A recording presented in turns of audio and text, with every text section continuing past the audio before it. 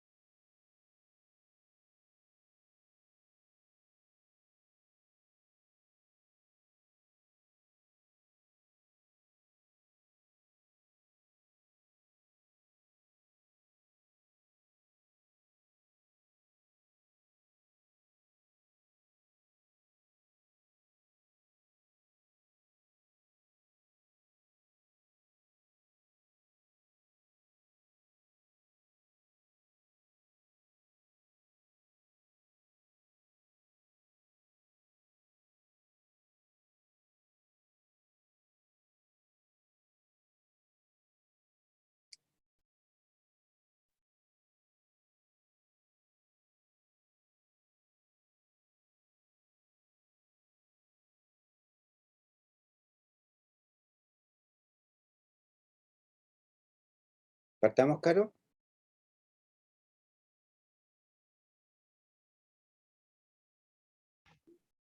Ok, perfecto. Bueno, muy buenos días a todos. Esta mañana le vamos a ofrecer una presentación sobre el Tratado de Doble Imposición entre Chile y Canadá y su aplicación práctica. De manera de poder entender cómo estos convenios contemplan no solo las reglas que se usarán para evitar la imposición, sino además los mecanismos para que se dé la colaboración entre las administraciones tributarias de ambos países. En esta ocasión contamos con la agradable presencia del embajador de Canadá en Chile, el señor Michael Gort, a quien le doy la bienvenida y agradecerle por haber accedido a esta invitación. Y quien, antes de entrar en lo que es la parte práctica y técnica del tema, va a dar algunas palabras sobre la relación de negocios que existe entre Chile y Canadá, lo que nos va a poder permitir entender por qué Canadá es un lugar atractivo para invertir y hacer negocios. Les recuerdo y les voy a pedir que si tienen consultas o preguntas, las pueden escribir en el chat al costado o en la parte de las preguntas y respuestas del Q&A, y al finalizar la presentación vamos a intentar darle respuesta a sus consultas. Embajador, lo dejo a cargo. Adelante. Muchas gracias, Carolina, y buenos días a todos y a todas que están hoy con nosotros. También buenos días a Omar del Grupo Mont. Y como decía Carolina, yo quiero aprovechar la ocasión para presentarles algunos aspectos de mi país, esperando que les lleve a comprender un poco por qué Canadá es identificado como un lugar preferente para la atracción de inversiones desde muchos países, yendo a Chile. Yo podría hablar sobre Canadá durante mucho tiempo, pero me voy a concentrar y intentar hablarles de algunos temas muy específicos durante unos 5 o 10 minutos máximo, para que después le entremos al tema específico que Omar va a compartir con nosotros. No sé si sabrán los que nos están mirando, los que están escuchando, que Canadá es un mercado de más de 38 millones de personas, con un ingreso per cápita de 43.000, un poco más de 43.000 dólares americanos. Esto es según datos del Banco Mundial. Es la 10ª mayor economía mundial y el tercer país en flujos de inversión directa de los países del G7, y esto fue en el 2020. Algunos sabrán también que las compañías más grandes del Fortune 500 están expandiendo sus operaciones existentes o estableciendo nuevos centros de investigación y desarrollo en Canadá. Yo pienso que más y más países como Chile también están viendo a Canadá como un soft landing para después desarrollar negocios con nuestro vecino al sur, cuando estamos en Canadá, los Estados Unidos y otros países. Y un buen ejemplo de esto me parece que es Cornershop, el unicornio chileno que aterrizó en Canadá para después expandir sus operaciones en los Estados Unidos también. Los que sí han viajado a Canadá sabrán que para los turistas no hay requerimiento de visa. Chile es uno de los muy pocos países en las Américas que tienen este acceso preferencial. Y también cuando no tenemos la pandemia, en tiempos pre-pandemia y ojalá comenzando de nuevo en diciembre, hay un vuelo directo de Air Canada, una de las mejores aerolíneas que va directo de Santiago hacia Toronto. Y bueno, de Toronto pueden ir a cualquier ciudad de Canadá. Les voy a hablar específicamente del acceso al mercado global desde Canadá, de la infraestructura de transporte, la atracción del talento, y voy a terminar con la calidad de vida.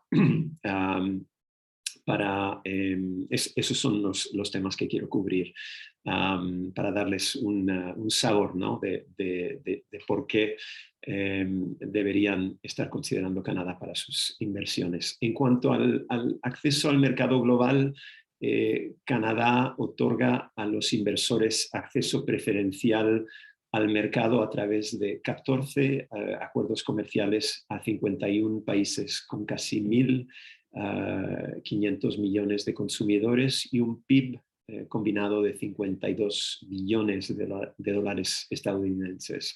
Entre los acuerdos más importantes que tenemos está el acuerdo con Estados Unidos y México, el CUSMA, que entró en vigor en 2020 y que reemplazó el Tratado de Libre Comercio de América del Norte, NAFTA, modernizando el comercio continental entre nuestros tres países.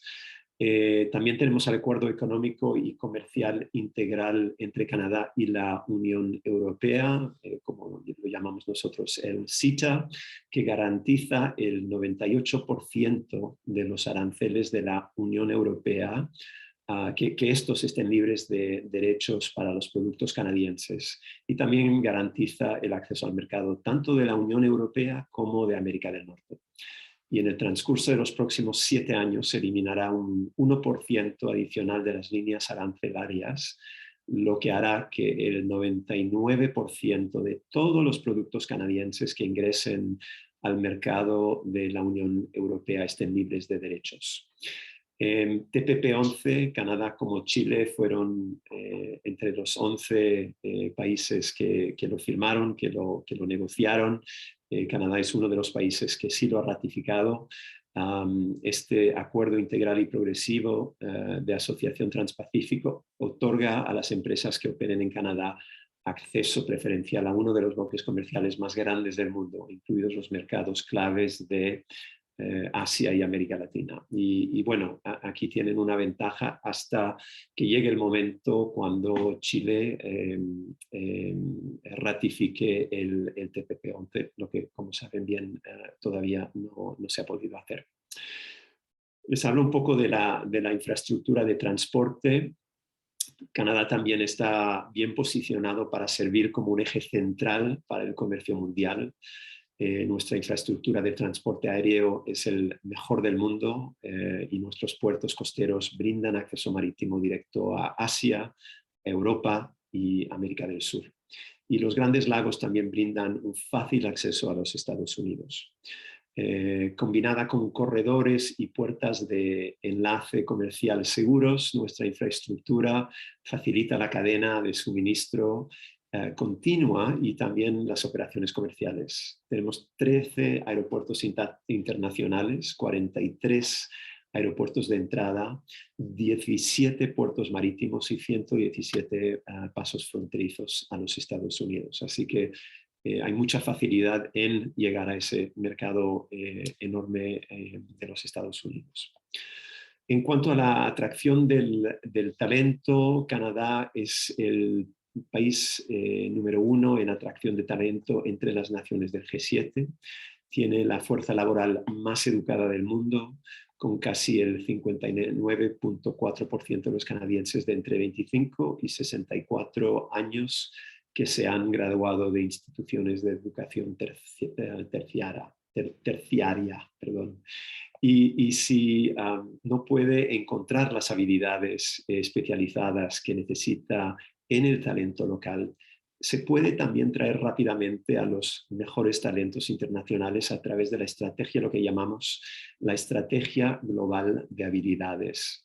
Y, por ejemplo, a través de este Global Talent Stream en inglés, los trabajadores elegibles pueden recibir permisos de trabajo en tan solo 2 semanas. Así que están las condiciones para atraer talento de cualquier país del mundo. Añadido a esto, quiero hacer una referencia sobre las nuevas tecnologías que cobran vida en Canadá gracias a un ecosistema innovador que conecta a los inversores con iniciativas, incentivos y programas. Y por supuesto que les invito a conocer más de los incentivos y programas canadienses en innovación. Y bueno, por último, en cuanto a la calidad de vida, Canadá se destaca y me agrada mucho poder decir esto como el primer país de mejor calidad de vida en diferentes rankings. Y yo pienso que esto tiene mucho que ver con su estabilidad política y económica. No voy a entrar en los detalles, pero tenemos un sistema político muy estable. Acabamos de tener elecciones, cambió muy poco el escenario político. Una estabilidad económica muy fuerte, una estabilidad financiera también muy fuerte gracias a pocos bancos que están altamente regulados. Tenemos un sistema de salud universal al cual todos los canadienses, ciudadanos, residentes tienen acceso y también tenemos una muy buena calidad y accesibilidad a la educación, especialmente la educación pública. Pero también quiero hablar de la diversidad y la inclusión. Canadá hoy en día representa más de 250 grupos étnicos que han venido de todas las partes del mundo. Contamos con muchos chilenos, especialmente en Toronto y Montreal.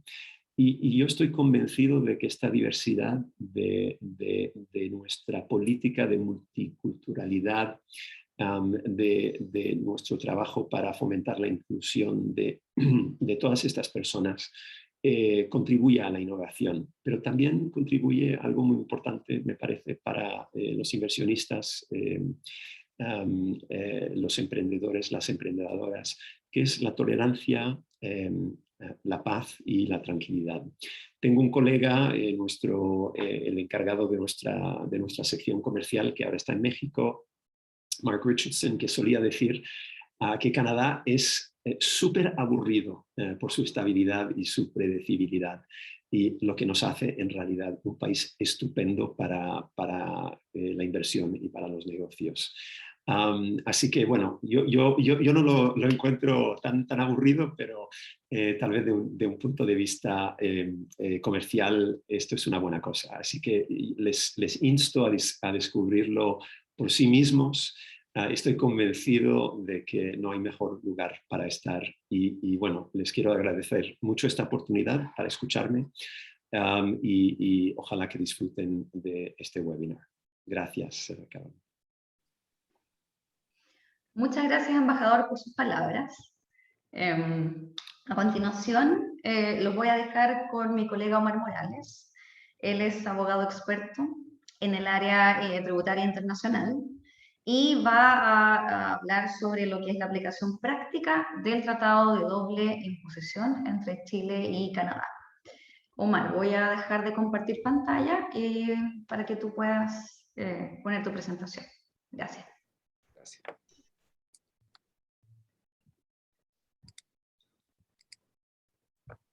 Ahí está. Vamos viendo, entonces. Ya, ¿se ve? Sí. Perfecto, ya. Gracias. Muchas gracias, señor embajador, por sus palabras. Muy interesante escucharlo. Agradezco a los participantes el interés que tienen en escucharnos hoy día sobre este tema que es el convenio de doble imposición Chile-Canadá. El contenido es, primero vamos a hablar antecedentes de este tratado, el contenido mismo del tratado y finalmente algunas palabras sobre aplicación práctica que se ha dado desde que está vigente. Este convenio se firmó en enero del año 98 en el contexto de la suscripción de los tratados de libre comercio de Chile con México y Canadá. Y junto con el tratado con México, fueron los primeros acuerdos de doble tributación que suscribió Chile de acuerdo a los modelos de la Organización de Cooperación y Desarrollo Económico y del modelo de Naciones Unidas, ya que antes teníamos un convenio vigente desde los años 70 con Argentina, que era el único que tenía Chile a través de los 80 y buena parte de los 90, que seguía el modelo del Pacto Andino, que es bastante diferente, que a mediados de la década pasada Argentina denunció. Denunciar se llama terminar un tratado bilateral, es una palabra técnica, no es que signifique algo más allá de lo que significa una denuncia criminal. Denunció ese tratado, se negoció un nuevo tratado que hoy día es de acuerdo al modelo OCDE, Naciones Unidas, y entonces, hoy, como les decía, este fue uno de los primeros tratados en ese sentido, y dio inicio a la red de tratados que tiene hoy día Chile, que ya va más de 20. En cuanto a los contenidos del tratado, el primer, vamos a hablar del residente, que es un concepto esencial para la aplicación de estos tratados. Luego, establecimiento permanente, que es un concepto de amplia aplicación, y enseguida pasamos a hablar de las normas de atribución específicas que contiene el tratado, cómo se regula temas, bienes raíces, beneficio empresarial, transporte internacional, etcétera, etcétera, etcétera. Vamos a ir uno por uno. Ahora, partamos con el criterio de aplicación básico, residente. Esto significa que solo una empresa o persona residente de uno de estos estados, Chile, Canadá, puede invocar un convenio. ¿Y a qué se le llama residente? Bueno, de acuerdo al artículo 4, es toda persona en virtud de la legislación de ese estado, que será Chile o Canadá, está sujeta a imposición en el mismo por razón de su domicilio, residencia, sede de dirección, lugar de constitución o cualquier otro criterio de naturaleza análoga. Ahora, cuando ustedes quieren invocar el convenio, se les pide que acrediten la residencia, y esa residencia se acredita a través de un certificado que emite la autoridad tributaria que dice: durante este periodo tal persona es residente de Chile o Canadá en este caso, y por lo tanto puede invocar los beneficios del convenio que importa en la práctica: tasas reducidas o ausencia de imposición en uno de los países. Siguiente concepto importante: establecimiento permanente. ¿Qué es un establecimiento permanente? El artículo 5º contiene una definición, dice: a efectos del presente convenio, la expresión establecimiento permanente significa un lugar fijo de negocios mediante el cual una empresa realiza todo o parte de su actividad. Ejemplos específicos en la norma: oficinas, talleres o bodegas. Y además existe un concepto extensivo de establecimiento permanente, incluyendo a una obra o proyecto de construcción o actividad que tenga una duración superior a 6 meses. Ahora, esta norma de 6 meses está en el modelo Naciones Unidas, porque en el modelo OCDE pide que sean 12 meses.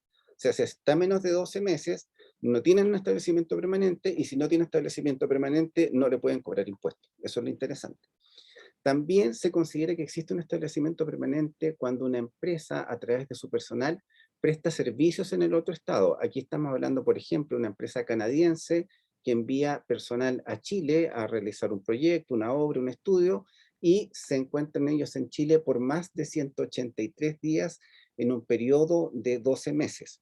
¿Mm? Ahora, aquí se ha planteado la duda, ¿estos 183 días significa que el día 184 yo tengo el establecimiento permanente o en el día 1? Y la respuesta es desde el día 1. Si usted llega a pasar los 184, del día 1 tuvo el establecimiento permanente. Si no pasó el, perdón, 183, entonces nunca tuvo establecimiento permanente. Y esto es independiente del primer criterio, que es tener una oficina o un lugar fijo de negocios. Son situaciones asimiladas. Están excluidas del concepto de establecimiento permanente almacenes, depósitos y actividades de compra en la medida que quien compra no esté vendiendo también en ese país. Esto porque las actividades preparatorias se excluyen del establecimiento permanente. El establecimiento permanente dice, por definición, a través del cual se realiza una actividad comercial. Y comprar mercaderías no se considera que alcanza ese umbral para el cual, digamos, hay establecimiento permanente, con las consecuencias que ello deriva para la empresa respectiva. Una norma que induce a confusión que se contiene en estos convenios es el control común. Dice, el hecho que una sociedad residente de un estado contratante controle, o sea, controlada por una sociedad residente del otro estado contratante, o que realiza actividades empresariales en ese otro estado, no convierte por sí solo a cualquiera de estas sociedades en establecimiento permanente de la otra. Entonces, la primera confusión que se produce aquí, si yo creo una filial, una empresa canadiense crea una filial en Chile, ¿esa filial es establecimiento permanente? La respuesta es no, y eso le está diciendo esta norma, eso es una filial separada.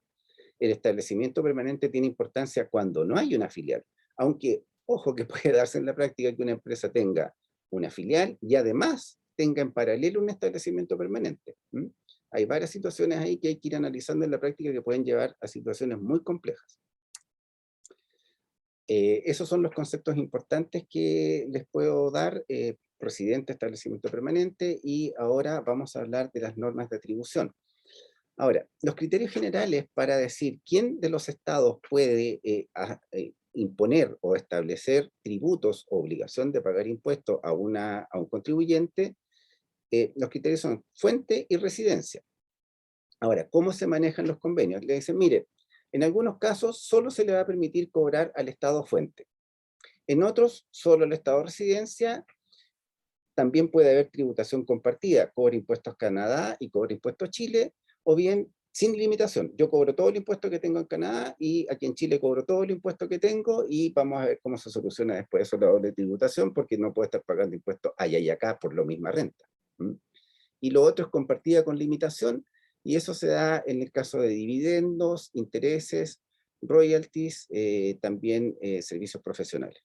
Yo puedo cobrar allá, pero limitadamente, o sea, no más que un 10%, un 15%, y cuando llegue acá, voy a poder descontar el impuesto que paga allá de mis impuestos locales, si es que fuera un chileno prestando servicios en Canadá. La primera disposición en normas de atribución es el artículo 6, que habla de bienes inmuebles.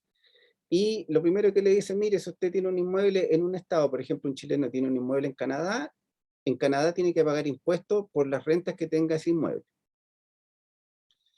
Y lo que dice es que pueden someterse a imposición. Entonces, ¿cómo sé yo si está sujeto a imposición? No me sirve el tratado, tengo que ir a la ley interna. ¿El hecho de tener yo una propiedad en Canadá me significa tener que pagar impuestos? Normalmente sí. Entonces, pero el tratado lo que dice es que puede, no es que debe, porque los tratados no establecen impuestos. Los impuestos los establecen las legislaciones internas, y estos tratados establecen reglas que modifican esas reglas locales o estatales a nivel internacional. El segunda norma de atribución, esta es muy importante, es de gran aplicación, en el artículo 7, que dice, se llama beneficios empresariales. Ahora, esto de beneficios empresariales por el nombre que tiene causa confusión. En realidad lo que está hablando es de utilidades obtenidas por empresas dedicadas a actividades comerciales. Business profits es la expresión en inglés, que los españoles en su momento tradujeron como beneficios empresariales, y hay gente que lee esto, lo ve y piensa que hay un beneficio por estar en el artículo 7, y no es así. Están hablando del tratamiento que se le debe dar a las utilidades que obtienen las empresas en la realización de sus negocios. Entonces aquí le dice, mire, un Estado, Canadá, digamos en este caso, no le puede cobrar impuestos a una empresa chilena, ni el Estado chileno cobrar impuestos a una empresa canadiense, a menos que una tenga un establecimiento permanente en la otra. Y si hay establecimiento permanente, le puede cobrar impuestos. Ahora, ¿y cuándo hay el establecimiento permanente? Bueno, la definición del artículo 5, ¿tiene un lugar fijo de negocios? ¿Tiene una oficina? Sí, hay establecimiento permanente. ¿Tiene un proyecto de construcción? 7 meses, hay establecimiento permanente. ¿Tiene un mandatario exclusivo? Hay establecimiento permanente. ¿Tiene un mandatario independiente que no es tan independiente? También tiene establecimiento permanente. ¿Cobra primas de seguro? Tiene establecimiento permanente. Entonces, si tiene establecimiento permanente, le van a cobrar impuestos en el otro estado. Entonces, una empresa chilena con un establecimiento permanente en Canadá, el establecimiento permanente en Canadá tiene que pagar impuestos por todas las utilidades que obtenga en esa operación comercial que realiza en Canadá. Lo interesante del establecimiento permanente es que nunca es residente. No es residente y por lo tanto no puede invocar los beneficios de un convenio. Yo tengo un establecimiento permanente en Canadá y resulta que Canadá tiene un convenio de doble tributación con Estados Unidos y digo, no, pues si hay convenio, quiero la tasa reducida. No, no puede ocuparlo porque el establecimiento permanente, les reitero, no es residente, nunca es residente y por lo tanto nunca puede usar los beneficios de un convenio de doble tributación. Y el convenio impone la obligación a los estados de darle un tratamiento como empresa separada. Entonces dice, usted tiene que registrar su establecimiento permanente, lo vamos a tratar como contribuyente como cualquier otra empresa, tiene que llevar contabilidad y tiene que pagar impuestos sobre sus utilidades. Por eso es que este mismo artículo dice que se le debe permitir deducir gastos, hay reglas especiales en relación a las compras, cuando estas son preparatorias o no, y lo otro es que el beneficio que se es imputable o la utilidad que puede atribuirse a ese establecimiento permanente se determina año a año, como cualquier otra empresa en realidad. Pero como estos establecimientos permanentes no son empresas en principio, sino que es una situación de hecho, es que se tienen que establecer todas estas reglas para definir cuál es el tratamiento que le va a dar la ley local a esa situación de hecho que es la existencia de un establecimiento permanente. Y finalmente el artículo 7 es la norma residual. Si no hay ninguna otra situación que cubra una renta en particular, se va al artículo 7. Artículo 8, otra norma de atribución, transporte internacional. Empresas que están involucradas en transporte internacional, sea de pasajeros o carga, solo pagan impuestos en el país de su residencia. Entonces, por ejemplo, Air Canada, que lo mencionaba el embajador, una empresa de línea aérea importante, en Chile no tiene una filial, tiene una agencia. Y las agencias, yo les dije que no son residentes, y como no son residentes, Air Canada solo paga impuestos en Canadá y no paga impuestos en Chile. Ahora, estamos hablando de impuesto a la renta, porque podría, por ejemplo, cobrarse IVA en la venta de pasajes, pero eso es otra cosa. Estos tratados solo se refieren a impuestos a la renta y a la ganancia capital. No cubren IVA ni cubren impuestos a la herencia, generalmente. Norma de atribución, artículo 10, dividendos. Aquí hay una regla de tributación compartida y este artículo tiene una regla interesante porque no aplica igual para las dos partes. Dice que el impuesto máximo que se puede cobrar un dividendo es 5% o 10% dependiendo de la participación que tenga el accionista que está recibiendo la distribución del dividendo. Si supera el 25%, me parece que en este tratado va a tener tasa del 5%, y si no supera ese umbral, va a tener tasa del 10%. Ahora, ¿eso significa que necesariamente va a pagar impuesto al dividendo? No necesariamente. ¿Y por qué no? Porque puede ser que en Canadá no existe impuesto al dividendo. No me acuerdo si existe o no existe, pero el tema es que si existiera, está limitado de acuerdo a esta regla. En el caso de Chile, ¿por qué no aplica? Porque dice que el protocolo, si Chile mantiene el sistema de integración de impuestos, eso que permite deducir el 100% del 35% que es el impuesto adicional, como se llama en Chile, el impuesto al dividendo, el impuesto de primera categoría pagado por la empresa, entonces no le aplica el artículo 10. ¿Mm? Y por eso es que tiene, y esto se llama en la práctica la cláusula chilena. Todos los convenios de tributación chilenos dicen eso. Si yo le permito deducir el 100% del impuesto de primera categoría, no aplico el artículo 10. Y es por eso que en la reforma tributaria del año 2014, los extranjeros que son residentes de un país que tiene convenio de doble tributación con Chile tienen un tratamiento fiscal más favorable que los inversionistas chilenos, cuya carga tributaria supera el 40%. En cambio, a ellos nunca va a ser más del 35%, por esta regla. Esto es lo que les estaba explicando recién. Intereses, también aquí hay tributación compartida. La tasa máxima que se puede aplicar es 5, 10 o 15, dependiendo del tipo de operación. Por ejemplo, 5% si se trata de préstamos bancarios, 10% en otros casos y 15% la tasa general. La tasa general aplica cuando hay, por ejemplo, préstamos interempresas. Como no son instituciones financieras, la tasa de impuesto de retención en Chile es 35. Por artículo 11, en caso de que el que prestó el dinero sea Canadá, una empresa canadiense, solo le puede aplicar el 15% sobre el interés, no el pago del capital.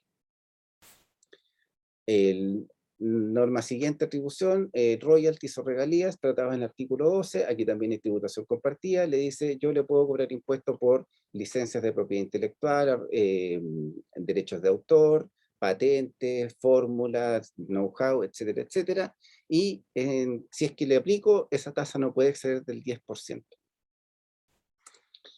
Ahora, aquí hay un cuadro comparativo de tasas máximas de diferentes tratados, por ejemplo, Brasil, Canadá, Corea, España, México y Perú.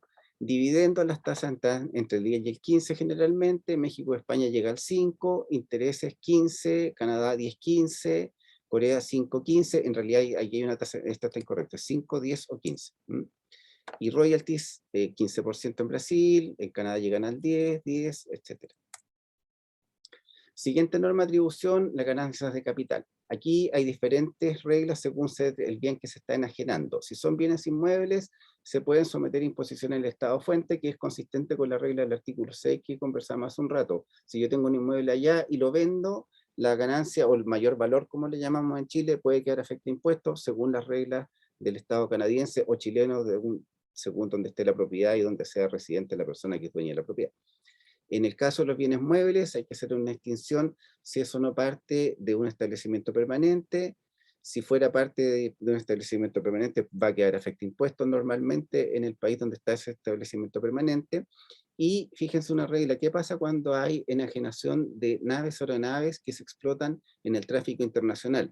¿Voy a poder cobrar impuesto del estado fuente, es decir, donde se produce la ganancia? La regla es que no, porque como la regla del artículo 8 es que solo paga en el estado de residencia la empresa involucrada en el transporte internacional. Si vende un avión en Chile, una empresa canadiense, por ejemplo, Air Canada, normalmente diría, bueno, entonces Chile puede cobrar impuestos. No, porque por este artículo le dice, como es ganancia capital de una actividad que no está afecta a impuestos en el estado fuente, tampoco está afecta en el estado fuente la ganancia capital. Artículo 14, este trata de servicios profesionales independientes. Este artículo 14 tiene algo interesante. Resulta que es parecido al artículo 7, que habla de beneficios empresariales, como se llama, pero para profesionales, para personas naturales. Entonces, aquí dice, no va a pagar impuestos salvo que tenga una base fija. Y resulta que en la doctrina internacional se discutía, y esto de la base fija es lo mismo que un establecimiento permanente, y se gastaban ríos y ríos de tinta discutiendo si era lo mismo o no era lo mismo, y si no era lo mismo porque era diferente, y al final la OCDE, que es la encargada de preparar este modelo y que lo van revisando y actualizando en forma periódica, dice, ¿sabe qué más? Para evitar confusiones, vamos a eliminar el artículo 14. ¿Y por qué? Porque entendemos que es la misma situación del artículo 7 aplicada a personas naturales, entonces no hay para qué tener una regla especial que más encima produce confusión. Entonces, en el artículo en el convenio con Canadá, en aquella época se mantenía el artículo 14, está el artículo 14, y dice que se le puede cobrar impuestos hasta un 10%, salvo que tuviera una base fija y que se pase de los 183 días. En ese caso, va a quedar sujeto a tributación normal como cualquier otro profesional canadiense prestando servicios en Canadá o profesional chileno prestando servicios en Chile. ¿Mm? El trabajo dependiente tiene una regla especial también en el convenio, en el artículo 15, también hay tributación compartida. Si yo llevo empleados a Canadá, ellos van a pagar impuestos en Canadá por las rentas que perciben en Canadá y después van a poder descontar en Chile los impuestos pagados allá. Y también tiene reglas especiales si estas personas están en un establecimiento permanente o no. El artículo 18 trata de las pensiones que pueda percibir un residente de un estado, solo tributan en el estado fuente. La siguiente. Otras rentas, artículo 21, cualquier otra cosa que no esté tratada en las disposiciones anteriores, ambos estados pueden gravar sin limitación. Ahora, ¿cómo, si ambos estados pueden establecer impuestos, cómo es que se produce no se produce la doble tributación, que es lo que buscan evitar estos convenios? Entonces le dice, mire, hay dos alternativas en teoría. Lo que pagó impuesto allá no va a pagar acá, y ese es el método de la exención, que es cómo funcionaba el tratado de doble imposición Chile-Argentina, el antiguo. Yo pagaba allá o pagaba acá, y si pagaba acá, no pagaba allá. La regla general hoy día en los convenios de doble tributación chilenos, en realidad en todos, es alivio a través del crédito. El impuesto que pago allá, yo lo puedo descontar de los impuestos que tengo que pagar acá, y voy a pagar solo la diferencia.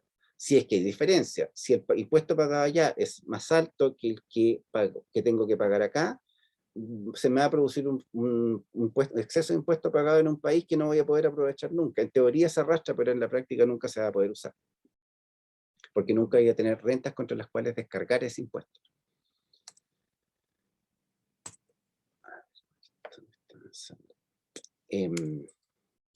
Eso sería entonces en cuanto al contenido del convenio, y ahora vamos a hablar de aplicación práctica. Se han dado primero modificación del convenio por cláusula de la nación más favorecida. Vamos a hablar algo sobre jurisprudencia administrativa que se ha emitido particularmente en relación con el convenio de Canadá, y por último sobre el instrumento multilateral, que es un tratado internacional multilateral que se suscribió en el seno de la OCDE y que tiene por finalidad modificar la aplicación de los convenios de doble imposición que han suscrito todos los estados que son parte de este convenio multilateral. En primer lugar, en la circular número 8 de enero del año 2005, a raíz de la suscripción de convenios de doble imposición con cláusulas más favorables para otros países, se activa la cláusula de nación más favorecida, y en este caso se produjo esa situación respecto de intereses con Canadá, y la circular 8 del año 2005 es la que explica cómo afecta la suscripción de los nuevos convenios al convenio con México, con Ecuador, perdón, con México y con Canadá, a raíz de estos convenios con Corea, Ecuador, Noruega y Polonia. Y el gatillante de esta cláusula de nación más favorecida fue la suscripción del convenio con España, que cuando se suscribió era uno de los mejores convenios que tenía Chile por aquel entonces. Después han ido suscribiendo otros convenios que han generado también aplicación de cláusula de nación más favorecida.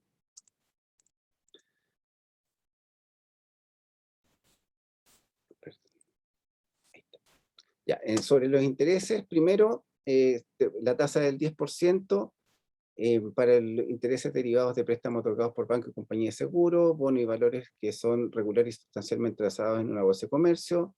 La venta de crédito otorgada al comprador de maquinaria y equipo por el beneficiario efectivo también está sujeto a un 10% por los intereses, y 15% los demás casos.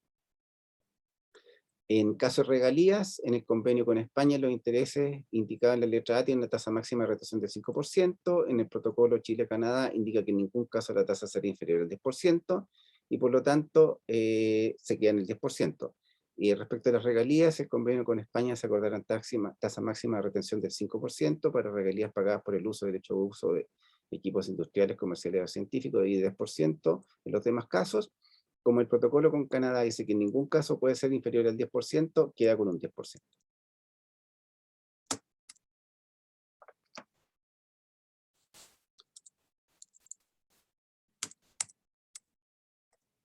jurisprudencia administrativa, hay un par de oficios que se han emitido por la autoridad tributaria chilena respecto a la aplicación de estos convenios. El oficio 986 del 2004 señaló que las primas de reaseguros constituyen beneficios empresariales, pero si una empresa reaseguradora de riesgos en Chile no cuenta con un establecimiento permanente, no queda afecto de impuesto de retención del 2% contemplado en el artículo 59 de la Ley de Impuesto a la Renta chilena, 59.3.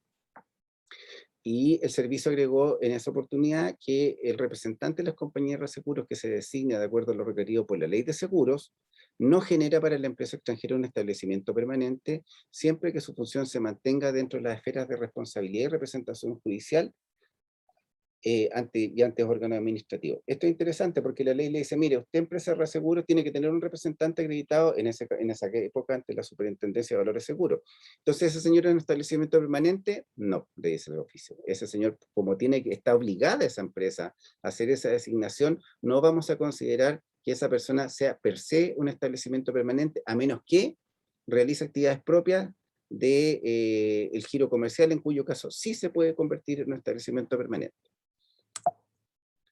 Y el siguiente oficio 3939, 19 de agosto del 2004, aplicando el CBT con Canadá, convenio de doble imposición, en un caso sobre endeudamiento o subcapitalización, el servicio negó la aplicación de la tasa preferente que contiene el convenio de doble tributación, afirmando que no es aplicable la limitación contemplada en dichos instrumentos, sino que aplica la tasa del 35%, porque quien soporta el impuesto al sobreendeudamiento es el deudor y no el acreedor.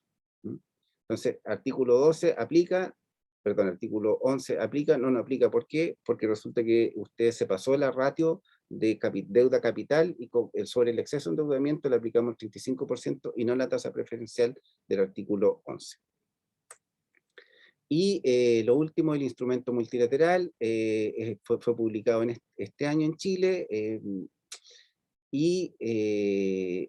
la publicación que pueden revisar ustedes el 12 de marzo del 21, dice cómo afecta el instrumento multilateral a diferentes convenios.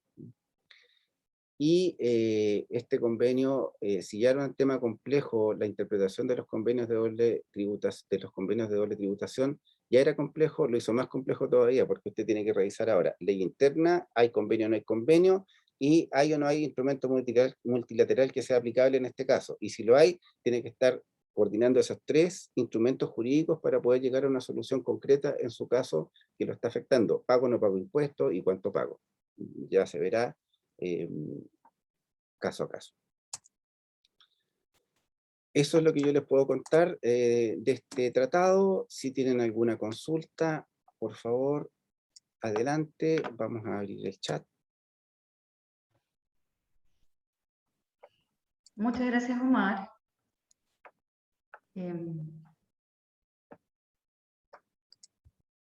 Estoy viendo en el chat si es que hay alguna pregunta o respuesta. En el chat no hay nada. Y las preguntas y respuestas tampoco.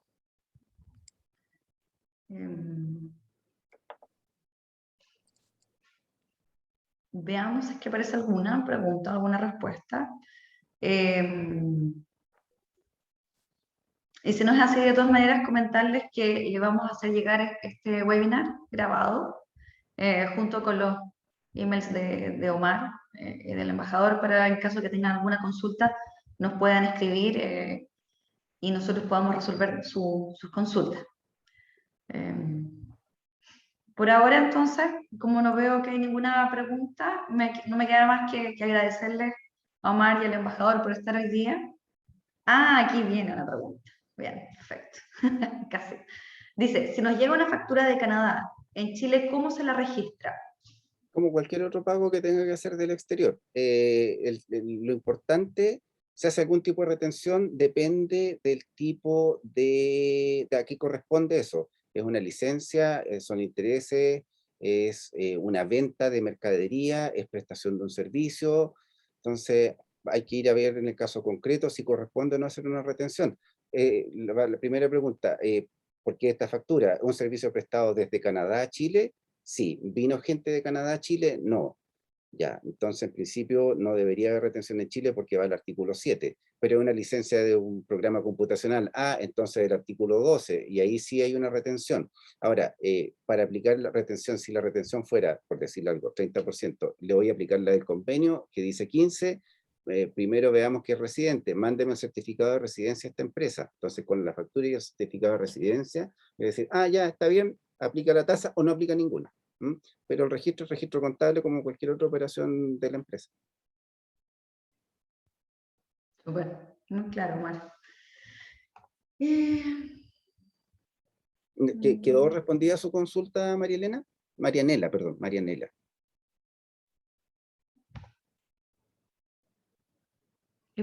Mira, pregunta otra cosa. Servicio se realizó para Canadá, se envía la factura de Chile, no se aplica retenciones. Miren, los servicios informáticos, ahí se produce una confusión, ¿es artículo 7 o artículo 12? Y han dicho, es artículo 7, de beneficios empresariales. Entonces, la empresa chilena tiene establecimiento permanente en Canadá, no sé, usted me dirá si sí o si no, en principio digamos que no, entonces no hay retención. ¿Tiene establecimiento permanente? Entonces tiene que declarar el establecimiento permanente en Canadá y pagar impuestos en Canadá por esa actividad que está desarrollando. Perfecto. ¿Alguna otra consulta? Bueno, Marianela, si tienes alguna otra consulta, Ya. cuando mandemos el webinar grabado, vamos a enviar los emails para quedar en contacto, y si alguien más tiene alguna consulta, podemos responderla de esa manera. Bueno, no me queda más entonces que agradecer la presencia del embajador y Omar hoy día, y agradecer por su presencia. Ya, que tengan buen día. Hasta luego, señor embajador. Gracias a todos. Muchas gracias. Gracias.